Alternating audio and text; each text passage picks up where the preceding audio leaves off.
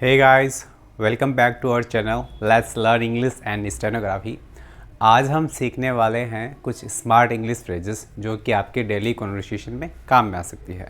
देखो, ये जो फ्रेजेस यहाँ पे मैंने 4 फ्रेजेस लिखी हैं, ये वाकई में बहुत ही इंटरेस्टिंग फ्रेजेस हैं और आप इन्हें अपने डेली कन्वर्सेशन में यूज़ में ले सकते हैं।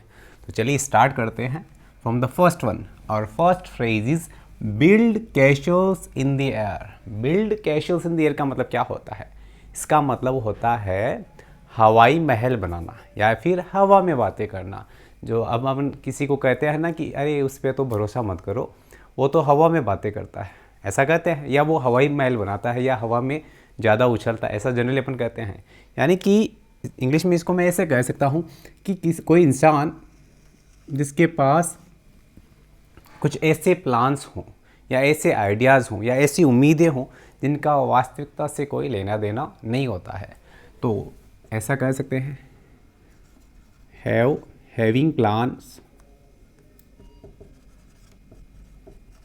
और hopes which are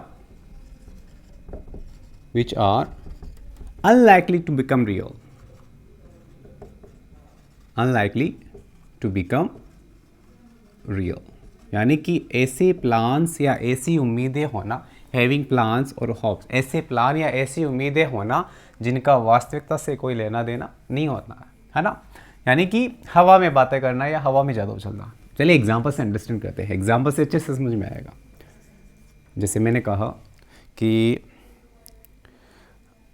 सपने देखना अच्छी बात है लेकिन ज़्यादा हवा में मत उछलो। It is okay to dream but don't build castles in the air. It's okay या it is okay to dream but don't build castles in the air. Alright, कि सपने देखना अच्छी बात है लेकिन ज़्यादा हवा में मत उछलो या फिर हवाई महल मत बनाओ। चलिए एक और एग्जांपल ले लेते हैं। जैसे कि मैंने कहा कि अरे उस पर भरोसा मत करो, वो तो बस हवा में बातें करता रहता है, उससे होता कुछ है नहीं। He don't trust him, he usually bills. देखो यहाँ पे प्रेजेंट सिंपल टेंस में यूज़ कर रहा हूँ, इसलिए बिल्स वर्ब की फर्स्ट फॉर्म आएगी ही के साथ में। ही यूजुअली बिल्स कैशल्स, इसको कहते हैं कैशल्स इन द एयर। अरे उस पर भरोसा मत करो, वो तो आम तौर पर वो तो बस ऐसे ही हवा में बातें करता रहता है। ऑलराइट, तो build castles in the air का मतलब क्या होता है कि ऐसे प्लान्स है, ऐसी उम्मीदें रखना जो कि जिनका वास्तविकता से कोई लेना देना नहीं होता है। Alright, our next phrase is hang in the air। what does mean by hang in the air? hang in the air का मतलब क्या होता है? hang in the air, hang in the air का मतलब होता है to keep patience। देखो जनरली अपन किसी को कहते हैं ना कि अरे थोड़ा सब्र करो, रुको ज़रा, तसल्ली रखो, है ना, धैर्य बनाए रखो। तो इसको आप स्मार्ट वे में ऐसे कह सकते हो, hang in there। तो hang in there का मतलब होता है be patience। क्या होता है? be patience।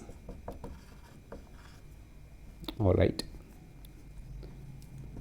यहाँ पे है बी पेशेंस, यानी कि धैर्य बनाए रखना या धैर्य रखना, है ना। एग्जाम्पल से अंडरस्टैंड करते हैं। जैसे कि मैंने कहा सब्र रखो, जब तक रिजल्ट नहीं आ जाता तुम्हें सब्र रखना चाहिए। Hang in there until the results come out. Hang in there until the results come out. जब तक रिजल्ट्स नहीं आ जाते तब तक तुम्हें क्या बनाए रखना चाहिए? धैर्य बनाए रखना चाहिए। ऑलराइट, एक और एग्जांपल ले लेते हैं कि जैसे मैंने कहा मैं मानता हूँ कि चीज़ें अभी तुम्हारे लिए थोड़ी मुश्किल है लेकिन तुम्हें धैर्य बनाए रखना चाहिए। I know things are tough right now but you should hang in there. चलिए इसको भी लिख लेते हैं। I know things are tough right now. मैं मानता हूँ, मैं जानता हूँ कि चीज़ें अभी जो है कैसी है, थोड़ी मुश्किल हैं, लेकिन you should hang in there, hang in there.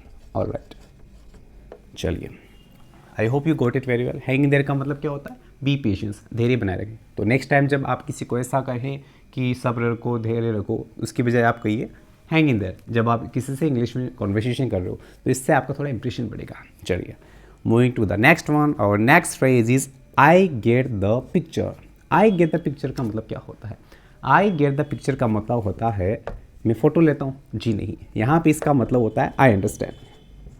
क्या होता है? I understand. ऑलराइट, यानी कि मैं समझता हूँ। जब आप किसी से नेक्स्ट टाइम कहें कि मैं समझता हूँ, मैं तुम्हारी बातें मानता हूँ, तो आप ऐसा कह सकते हैं आई get the picture. I understand की बजाय आप कह सकते हैं आई गेट द पिक्चर। चलिए एग्जाम्पल से समझ लेते हैं। जैसे मैंने कहा कि तुम्हें ये सब कुछ बताने की ज़रूरत नहीं है या सब कुछ एक्सप्लेन करने की ज़रूरत नहीं है, मैं समझता हूँ। You don't have to explain everything. You don't have to explain everything. I get the picture.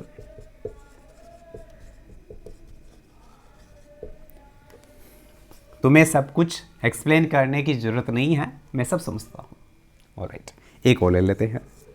जैसे कि मैंने कहा जब तक कि उसने मुझे कोई सबूत नहीं दिखाया तब तक मुझे विश्वास नहीं हुआ या मुझे कुछ समझ में नहीं आया। इसको ऐसे लिख सकते हैं, until she showed me the evidence I didn't get the picture. Alright, मैं समझ गया तब आई गेट द पिक्चर। मैं नहीं समझा या मैं नहीं जान पाया तब आई didn't gate the picture. Alright, समझ गए होंगे आप। Until she showed me the evidence, जब तक कि उसने मुझे कोई सबूत नहीं दिखा दिया तब तक मुझे माजरा समझ में नहीं है कि बात क्या है। चलिए, so I hope you got it very well. The last one, our last phrase is to give a cold shoulder. To give a cold shoulder का मतलब क्या होता है? इसका मतलब होता है टू इग्नोर समवन। क्या होता है? टू इग्नोर, यानी कि किसी को नज़रअंदाज करना। जब आप किसी को नज़रअंदाज करते हैं उसके लिए आप इग्नोर वर्ड यूज़ करते हैं। तो यहाँ पे ये फ्रेज़ आप किसी से कन्वर्सेशन के टाइम यूज़ कर सकते हैं, to give a cold shoulder. Example से समझते हैं। जैसे कि मैंने कहा मुझे लगता है कि वो तुमसे नाराज़ नहीं है, वो बस तुम्हें नज़रअंदाज कर रहा है ना। चलिए, आई थिंक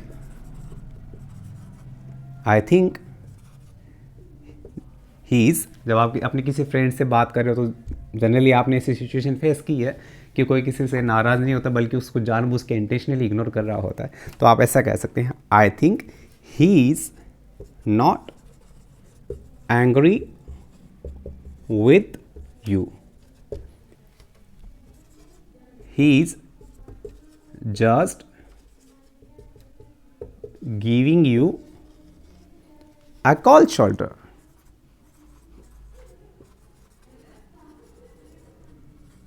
मुझे लगता है कि वो तुमसे नाराज़ नहीं है, वो तो बस तुम्हें क्या कर रहा है? इग्नोर कर रहा है। चलिए एक और एग्जांपल ले लेते हैं। आशीष अपने फ्रेंड को इग्नोर कर रहा है। इसको इंग्लिश में ऐसे कह सकते हो, Ashish is giving a cold shoulder to his friend. Ashish अपने फ्रेंड को क्या कर रहा है? इग्नोर कर रहा है, बस, और कुछ नहीं, है ना। तो नेक्स्ट टाइम जब आप किसी से कहते हैं कि मुझे लगता है कि वो तुम्हें इग्नोर कर रहा है, तो ऐसा कैसे? I think he is just giving you a cold shoulder, he is not angry with you, वो तुमसे नाराज़ नहीं है। इस टाइप से आप कह सकते हैं। So I hope you got all of these 4 phrases very well.